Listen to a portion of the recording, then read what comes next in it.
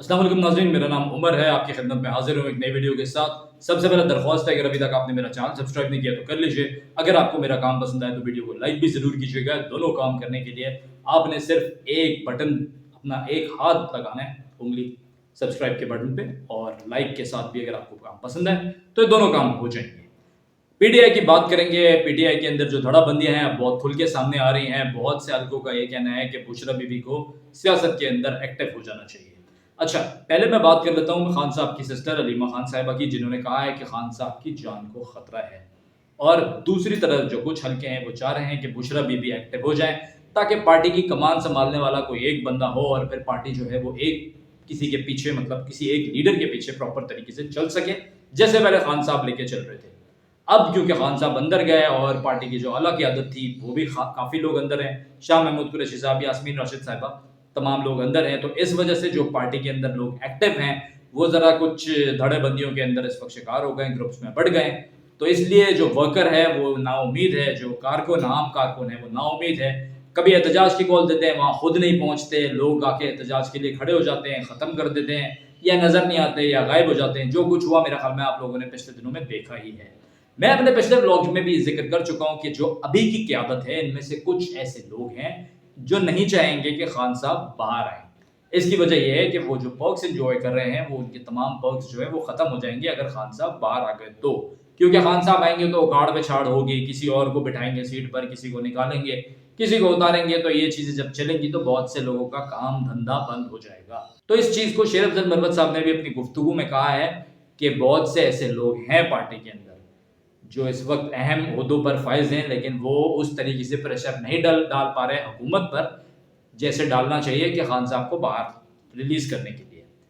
और यही चीज़ मैं अपने पिछले व्लॉग्स में भी कह चुका हूँ। तो खान साहब की रिहाई के बारे में बहुत से हल्के ऐसा कह रहे हैं कि नवंबर तक एक्सपेक्टेड है खान साहब की रिहाई, क्योंकि बुशरा बीबी को भी रिहा कर दिया गया और खान साहब की सिस्टर्स को भी रिहा कर दिया गया। उनको खैर कुछ ही दिन के लिए अंदर किया था, जो उनकी सिस्टर्स थी, मेरे ख्याल में कोई 12-15 दिन के लिए, लेकिन अब वो बाहर हैं। तो उनकी तरफ से लेकिन ये स्टेटमेंट सामने आई है अलीमा खान साहिबा की तरफ से कि खान साहब की जान को खतरा है। तो मैं समझता हूँ पीटीआई अभी मजीद मुश्किलात का शिकार हो सकती है, क्योंकि इस वक्त मोस्टली लोगों का ऐसा कहना है कि खान साहब के अलावा कोई लीडर हम एक्सेप्ट नहीं करेंगे। तो अब देखते हैं कि कौन एक्टिव होता है या कौन कमान संभालता है, या खान साहब कब तक बाहर आते हैं। जैसे कोई हतमी खबर आएगी आपके साथ हम फौरन शेयर करेंगे। अच्छा, एक और खबर दे दूं आपको, जो सोशल एक्टिविस्ट है ईमान मजारी साहिबा, वो और उनके हस्बैंड जो है वो अरेस्ट हो गए इस्लामाबाद से। अब जरा बात करते हैं प्रीमियर शहबाज शरीफ साहब की। वो जा रहे हैं कल सऊदी अरेबिया, ताकि कुछ इन्वेस्टमेंट जो डील्स हैं उनको प्रॉपर फाइनलाइज कर सकें और पाकिस्तान के अंदर कुछ पैसा ला सकें। तो नाज़रीन, अभी 26वीं आईनी तरमीम तो आपने देख ली, अब बातें चल रही हैं 27वीं आईनी तरमीम की। ये क्यों आने वाली है भाई? सूबों को खुद मुख्तारी देने के लिए। इस आईनी तरमीम की खिचड़ी पकना शुरू हो गई है, इसके ऊपर मीटिंग भी हो गई है बिलावल साहब और शहबाज शरीफ साहब की। मौलाना साहब को अब इनको ऑन बोर्ड लेना है, लेकिन मौलाना साहब कह रहे हैं कि भाई मैं तो नहीं बनूंगा इसका हिस्सा। तो ये बात पहले भी हो चुकी है। तो मेरे ख्याल में अभी खिचड़ी पक रही है, उसमें मसाले कैसे हैं, नमक कितना है, थोड़ी बहुत मिर्ची है या नहीं है। मेरा ख्याल में ये हस्बे जायका चक्कर मौलाना साहब बताएंगे कि वो इस खिचड़ी को खाएंगे या नहीं खाएंगे। तो जैसे इस बारे में भी कोई हतमी खबर आएगी आपके साथ हम वो भी शेयर करेंगे। थोड़ा सा जियो पॉलिटिक्स को डिस्कस कर लेते हैं। किम जोंग, नॉर्थ कोरिया, उन्होंने 12,000 फौजी देने का वादा कर लिया है पुतिन को, रशिया को, जिसमें से 3,000 दे भी दिए हैं। और दूसरी तरफ क्या चल रहा है जी, रशियन सोल्जर्स, जो कुछ सोल्जर्स हैं वो पसंद नहीं कर रहे कि ये कोरियंस हमारे साथ कैसे आ गए, और वो उनको चाइनीज कह के बुला रहे हैं। तो अब ये जंग में किस तरीके से पार्ट लेंगे, क्योंकि अभी तक नॉर्थ कोरिया ने ना कोई जंग प्रॉपर लड़ी नहीं है। ठीक है, बातें की हैं कि हम ये कर देंगे वो कर देंगे, लेकिन किसी जंग का प्रॉपर पार्ट नहीं रहे। दूसरी तरफ रशिया, जिसने काफी जंगें लड़ी हुई हैं, बड़े टाइम से जंगें लड़ रहा है। और अगर आप ये यूक्रेन वाली जंग देख लें तो ये भी, इसको भी काफी टाइम हो गया है चलते हुए, कोई मेरा ख्याल में साल तो ऊपर ही हो गया है। तो वो रशिया अभी भी खड़ा हुआ है और लड़ रहा है। इससे पहले यूएसएसआर ने क्या कुछ किया है बताने की मुझे जरूरत नहीं है, तमाम लोग जानते ही हैं। तो अब इनके साथ ये जो कोरियन सोल्जर्स हैं कैसे चल पाएंगे, क्योंकि मैन पावर देना अपनी, देखें एम्यूनेशन तक तो समझ आता है, किसी ने सामान दे दिया, असला दिया या मिसाइल दिया, वट, लेकिन मैन पावर दे रहा है यार अपनी। अच्छा, पुतिन अब इसका फायदा कैसे लेंगे कि पुतिन ये चीज शो करेंगे कि उनके साथ भी कोई कंट्री खड़ा हुआ है, और देखें जी लोग आ रहे हैं लड़ने के लिए रशिया की तरफ से। अब ये क्या खाली पीली किया जा रहा है? मतलब ऐसे ही उठा के किम जोंग ने अपने 12,000 लोग बोला मैं ले जाओ जी। तो इसके पीछे अगर कोई फंडिंग चल रही है तो ये फंडिंग कौन कर रहा है? ये जो मैं अभी ब्लॉग की पूरी बात कर रहा हूँ, क्या चाइना फंडिंग कर रहा है? ये कुछ चीजें ऐसी हैं जो अभी सामने आएंगी। मैंने आपको पहले भी कहा था कि ये जो जंगें चल रही है ना, इनके अंदर बहुत सारे प्लेयर्स हैं जो इन्वॉल्व हैं। अब कुछ ऐसे स्टेक होल्डर्स होते हैं जो कि डायरेक्टली अफेक्टेड होते हैं और कुछ होते हैं इनडायरेक्टली, जो पीछे बैठ के खेल रहे होते हैं। तो इनके अंदर भी अभी ऐसी चीजें हैं जो पीछे बैठ के खेल रही हैं। अब यूक्रेन किसको लेके आएगा भाई? यहाँ पे अगर ये 12,000 आ गए तो यूक्रेन किसके पास जाएगा मदद मांगने के लिए? ये जो यूक्रेन वाली लड़ाई हो रही है, रशिया लड़ रहा है, रशिया को भी पता है कि वो अमेरिका के साथ लड़ रहा है, पीछे अमेरिका ही है। अब यूक्रेन क्या नेटो की हेल्प लेगा? कितने, मेरा ख्याल में 30 या पता नहीं 32 कंट्रीज हैं उसके अंदर। मैं नहीं समझता कि वो नेटो की फौज इस वक्त जो है वो उतरे और यहाँ पर जो है ये एक मुहाज खुले। लेकिन फिर यूक्रेन की हेल्प कौन करेगा? वरना तो यूक्रेन के लिए भी एक नई मुसीबत खड़ी हो जाएगी। तो अब ये जंग किस डायरेक्शन में जाती है ये आपके साथ शेयर करेंगे जैसे जैसे अपडेट्स आती जाएंगी। इस वक्त ये बड़ी क्रिटिकल सिचुएशन बन गई है। अच्छा, दूसरी तरफ वहां पर इसराइल जो है वो रुकने का नाम नहीं ले रहा है। ईरान के ऊपर जो अभी हमला किया, उसके अलावा गाजा के ऊपर तो पूरी बर्बरियत रखी हुई है, लबनान पे बर्बरियत रखी हुई है, वो जंग भी बढ़ती जा रही है। वहां पर भी पीछे कौन है? वहां पर भी पीछे यूएस ही है। लेकिन यहाँ से जो फंडिंग जाती है, अब ईरान अगर हेल्प करता भी है तो ईरान कितनी हेल्प कर सकते हैं अपने पास से? ईरान के पीछे भी कोई होगा जो कि फंड कर रहा होगा। जंग में पैसे की, एमिनेशंस की बेपनाह जरूरत पड़ती है। तो इसीलिए कुछ स्टेक होल्डर्स हैं जो खामोश रहते हैं, कुछ हैं जो सामने आते हैं। अब इस पूरे गेम में ना अभी क्या हो रहा है, जो ग्रो कर रहा है कंट्री, जो तरक्की कर रहा है वो है चाइना। मैंने अपने पिछले ब्लॉग में जिक्र किया था कि चाइना और इंडिया की जो मीटिंग हुई है ब्रिक्स में, बायलैटरल हुआ है, वहां पे दोनों ने अपनी फौजें हटा ली हैं। तो चाइना वॉर नहीं चाहता और चाइना उसके साथ साथ अपने पड़ोसियों के साथ जरा अपने जो ताल्लुकात है ना उनको भी बेहतर बनाने पे काम कर रहा है। क्या चाइना को फ्यूचर में ये नजर आ रहा है कि 2025 में अगर ये यूक्रेन वाली जंग और ये गाजा वाली जो जंग है, पैलेस्टाइन वाली, ये अगर चीजें सॉल्व हो गई, वहां पे फर्ज करें आप 2 स्टेट सोल्यूशन निकल आता है, जो कि अभी दूर दूर तक आसार नहीं है, लेकिन अगर निकल आया और यहाँ पर यूक्रेन और रशिया वाली जो जंग है वो भी खत्म हो जाती है, फिर अमेरिका तो फ्री हो जाएगा।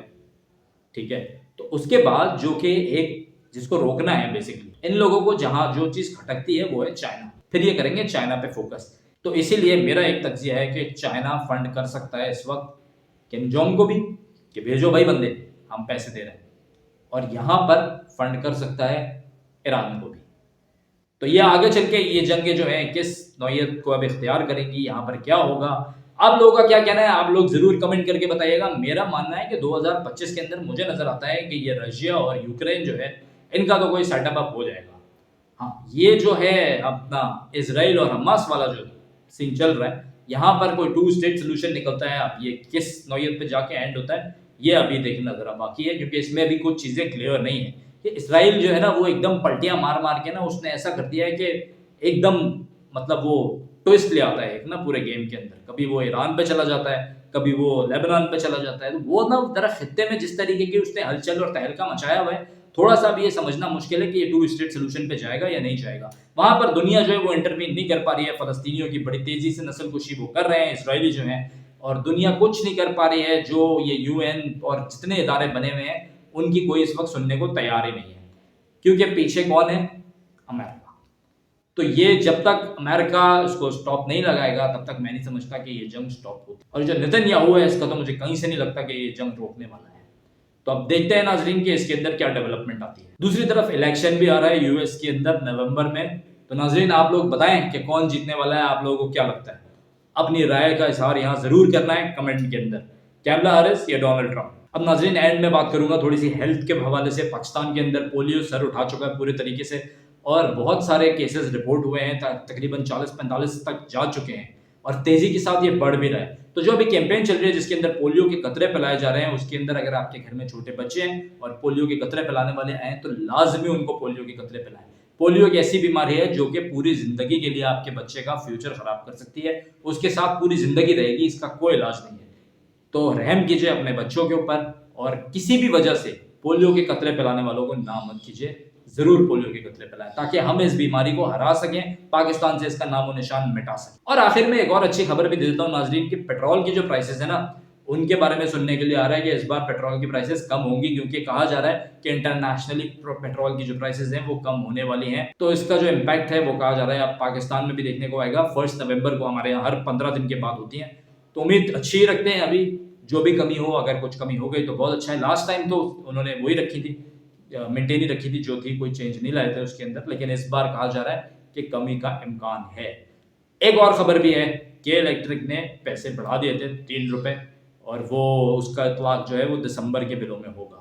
तो कि बिजली के लिए मैं हमेशा सरकार से ये अपने ब्लॉग के थ्रू ही गुजारिश करता हूँ कि बिजली की कीमतों में नज़रसानी करें। जो आपने अभी आईपीपी से 5 आईपीपी से आपने जो मुआहदे ख़त्म किए हैं, जो कैंसिलेशन किए हैं, उनका जो भी इम्पैक्ट है वो जल्द से जल्द आवाम पे डालें, क्योंकि ये फ्यूल एडजस्टमेंट की मद में या किसी भी मद में आप जो पैसे बढ़ाते हैं आवाम के लिए, वो बिल बर्दाश्त करना मुश्किल हो जाता है। जब तक बिजली की कीमत कम नहीं होगी तब तक हमारी भी कोई इंडस्ट्री नहीं चल सकती, पाकिस्तान तरक्की की तरफ पूरे तरीके से नहीं जा सकता। तो नाज़रीन, ये थी कुछ इंपॉर्टेंट अपडेट्स। उम्मीद करता हूँ आपको मेरा ब्लॉग पसंद आया होगा। अगर पसंद आया लाइक कीजिए, शेयर कीजिए, सब्सक्राइब कीजिए। 5000 सब्सक्राइबर तक का मेरा टारगेट है, उसको कंप्लीट कराने में मेरी मदद कीजिए, ताकि उसके बाद फिर हम करेंगे छोटा सा एक हमारा गिव अवे का सेशन है, वो करेंगे। अपने किसी अच्छे सब्सक्राइबर को गिफ्ट शिफ्ट देंगे, कोई कुरानदाजी शुरानदाजी टाइप का सीन करेंगे, या अगर कराची के अंदर कोई मीटअप खाने वाने का कोई सीन हुआ तो मेरी तरफ से वो भी करेंगे। तो आपने 5000 सब्सक्राइबर तक का टारगेट जरूर पूरा कराना है। दिसंबर तक का मैंने रखा हुआ है कि न्यू ईयर पर हम कुछ सेलिब्रेट कर सकें। अल्लाह पाकिस्तान का हामी नासिर रहे।